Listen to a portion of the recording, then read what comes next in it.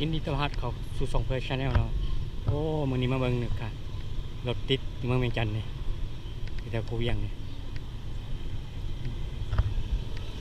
หลังจากโควิดมานี่รถหลายเป็นมื้อนี้แล้วหลายเลยพอบุญทันหลวงเนาะไปก็ไปบุญทันหลวงทั้งไปทั้งกลับรถที่เลือกหลายเกือบสิเป็นนิ่งบ่ได้ล่ะเพิ่นน่ะรถติดนะ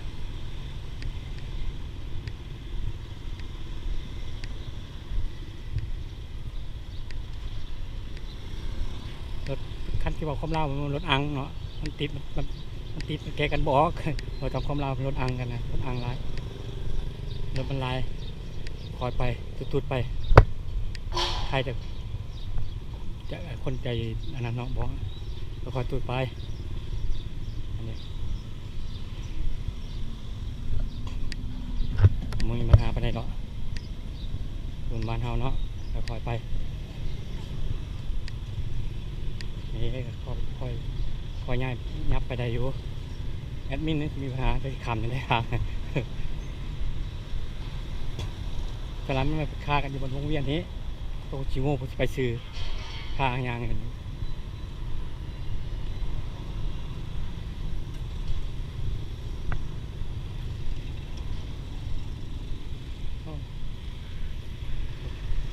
คนเลิกการเนาะสมทบกับ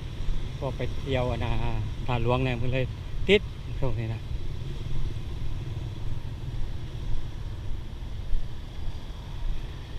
โควิดเกิดเมื่อไหร่ดิศูนย์เป็นศูนย์เลยนครราชจันทร์ที่ลงน้ำพาเจ็ดมาเนี่ยนะ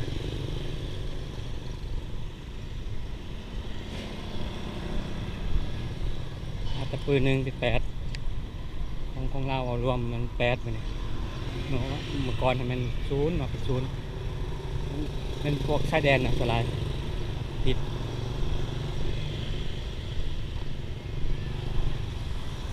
เริ่มเบาบางแล้วทำค่าไปค่ากลับนี้ยังเจ็บติดแล้ว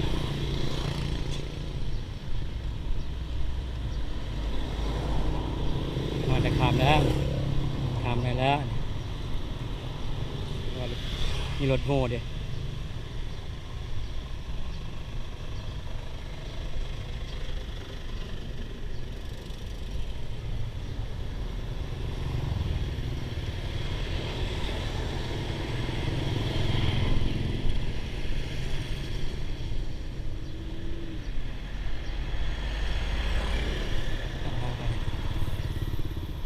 เด้อ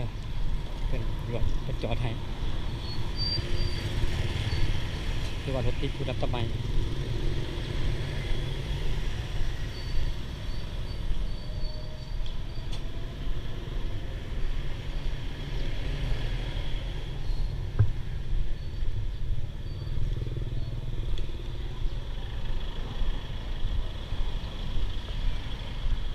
ครับส่วนท้ายเนาะนี่เกิดพอดีหอดเทือนนี่มันติดไปเรื่อยเลยอย่างหอดไปก่อนจักที่เล็กได้รถ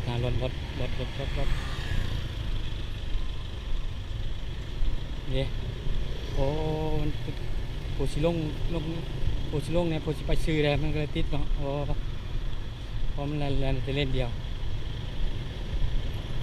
นะมันก็อังไปแถวมันเกินได้แล้ว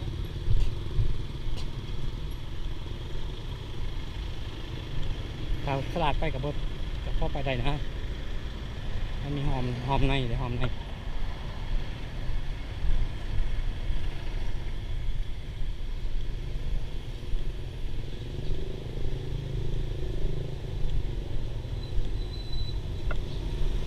โอ้มีมาเก็ตเป็นผักเลยมือนี่ให้คิดพอเพื่อให้ประทับถึงนะ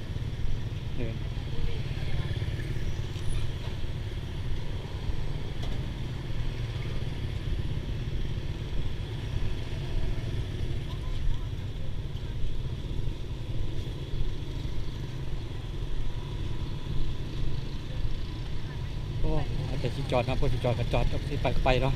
เห็นให้รถติด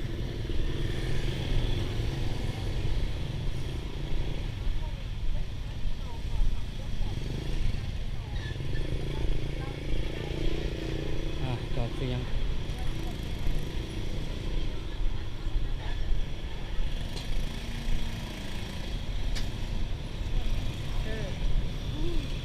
ขายดอกไม้อาณาเอินมากินนะเอินแห่พัดเถิงขายบอกมาเบงนี่ใช่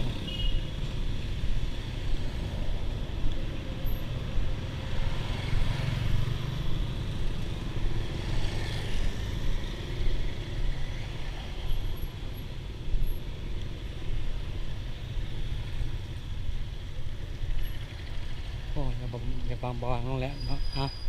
วันนี้ขอจบทริปไปเพียงคนนี้เด้อขอบคุณใจที่เบิ่งบ๊ายบาย